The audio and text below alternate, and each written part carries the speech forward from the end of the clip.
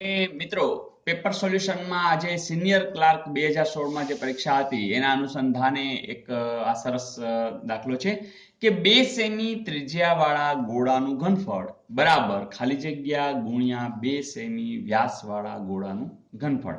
મિત્રો તમને ગોળાના ઘનફળનું સૂત્ર ખબર જ છે બરાબર. એકની અંદર 2 સેમી ત્રિજ્યા છે, એકમાં 2 સેમી વ્યાસ છે બરાબર. તો સ્વાભાવિક ધારો કે આ 2 સેમી ત્રિજ્યા છે અને બીજું એક છે એમાં 2 સેમી વ્યાસ છે, એનો અર્થ કે એ 1 સેમી ત્રિજ્યા છે. એટલે કે તમારી પાસે r1 બરાબર 2 સેમી છે ધારો કે, અને r2 બરાબર 1 સેમી છે બરાબર. એટલે આ બંને જે ઘનફળ છે એમાં શું ફેર પડે? ઘનફળ એટલે તમે જાણો છો આ ગોળો છે એનું એક સૂત્ર જ છે v બરાબર 4/3 પાઈ આર ઘન. આ સૂત્ર છે બરાબર. બસ આનો બેઝ છે, બીજું કશું છે નહીં. સ્વાભાવિક છે કે પહેલી વખત તમે અહીંયા r1 કહેશો તો અહીંયા 2 સેમી મૂકશો, પછી 1 સેમી મૂકશો તો જોઈ આપણે 4/3 પાઈ આર ઘન બરાબર. તો અહીંયા r1 એટલે કે 2 છે એટલે 2 નો ઘન, અને અહીંયા શું થશે 4/3 પાઈ આર એટલે અહીંયા 1 નો ઘન. હવે આને તમારે જોવાનું છે કઈ કેટલા ગુણમાં બરાબર ને. તો જોજો આ 2 2 4 2 8 બરાબર બરાબર. આ ખાલી જગ્યા 4/3 પાઈ તો 2 માં છે કે નહીં બરાબર, અને 1 નો ઘન તો 1 આવે. એટલે થયું શું કે તમે જો આ તો છે જ બંને જગ્યાએ છે, અહીંયા એકડો છે એટલે એની સાથે એટલે આ જ રહેશે. તો તમારે જો અહીંયા 8 મૂકો તો જ બંને સરખા થાય.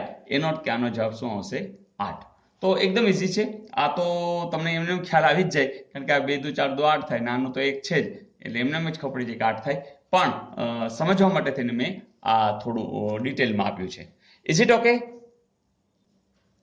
ને આ બીજા સમની અંદર સમાંતર શ્રેણી 2 6 10 14 એવી રીતના 20 પદ સુધી જવાનું છે અને પછી એનો શું કરવાનું છે સરવાળો. તો મિત્રો સૂત્ર યાદ છે કે Sn બરાબર Sn એટલે n પદોનો સરવાળો, n ના છેદમાં 2 2a વત્તા n ઓછા 1 અને d. ચલો દરેક વસ્તુ આપણે જાણીએ છીએ. n એટલે આપણે કેટલા લેવાના છે તો કે 20 લેવાના છે. ચાલો a એટલે પહેલું પદ કોણ છે તો કે 2, પછી n એ જાણો છો, પછી d એટલે બીજું પદ ઓછા પહેલું પદ એટલે કે 6 ઓછા 2 એટલે કેટલા 4. જો જોઈએ આપણે કિંમત મૂકીએ, n એટલે 20 ના છેદમાં 2, 2a એટલે 2, n એટલે 20 ઓછા 1 અને અહીંયા 4. ઓકે, જો જોઈએ 10 પછી 2 દુ 4 19 ગુણ્યા 4 અને બસ. તો આપણે ડાયરેક્ટ કરી આવી જશે 76 76 ને 4 80 એટલે શું આવ્યું 10 અને 80. અને જોજો 10 ને ગુણ્યા 80 એટલે કેટલા આવી ગયા 800. તો એનો જવાબ આવશે 800. Okay friends.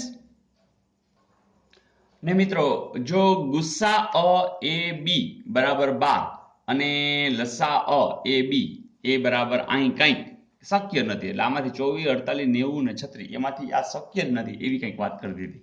મિત્રો આ ખાસ યાદ રાખશું કે કોઈ પણ બે સંખ્યા છે, આ સંખ્યા આપી છે એનો તમે ગુસ્સા લ્યો અને એનો તમે લસા લ્યો તો યાદ રાખજો કે આ જે લસા છે ને એ હંમેશા ગુસ્સા જે હોય ને એના અવયવી જ હોય. તમે કહેશો અવયવી, તો અવયવી વિશે પહેલા તો ખ્યાલ જ છે ને. ઓકે, જોઈ લઈએ ચાલો.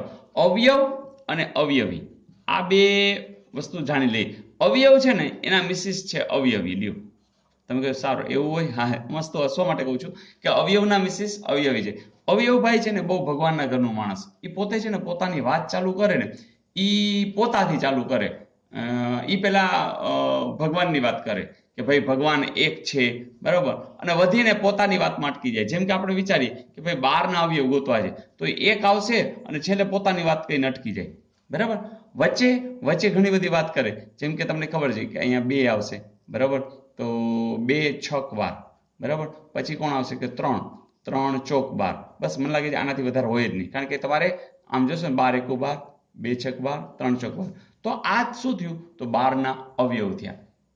હવે અવયવભાઈના મિસિસ છે ને એનું કામ બહુ ઊંચું છે. એ પોતાનાથી વાત ચાલુ કરે, પછી ડબલ વાત કરે, પછી તબલ વાત કરે બરાબર, પછી 4 ગણી વાત કરે અને વાત કર્યા જ જાય. તમે ત્યાંથી સાંભળતા ન હોય, આઘા વયા જાઓ પણ એની પોતાની વાત તો અનંત સુધી ચાલુ રહી. તો આ આપણે વાત થઈ અવયવી બેનની.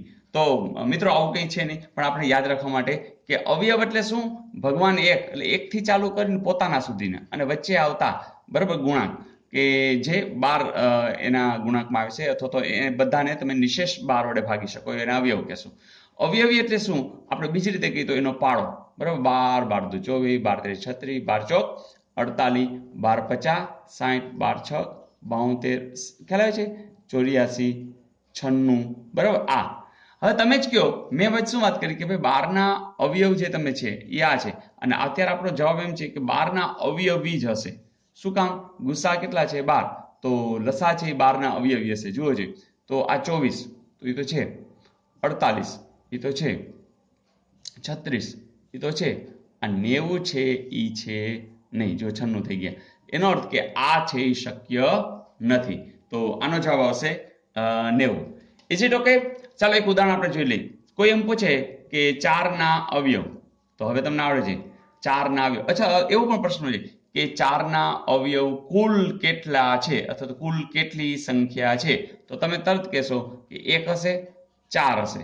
ચાલો હવે 4ના ગુણાંકમાં કોણ આવશે? 2. 2 દુ 4, બસ. આનાથી વધારે હોય નહીં, 3 નહીં આવે, બરાબર. તો આ 4ના અવયવ. અને કોઈ એમ પૂછે કે 4ના અવયવી એટલે, તો તમે તરત બોલશો 4, 4 દુ 8, 4 તેરી 12, ચોકે ક્યાં સુધી? તો અનંત સુધી, કેમ કે અવયવી શું છે? બેન છે.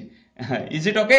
તો મિત્રો આ વસ્તુ ખાલી યાદ રાખવા માટે, પણ અવયવ અને અવયવી વચ્ચેનો ભેદ તમને ખબર હોવી જોઈએ.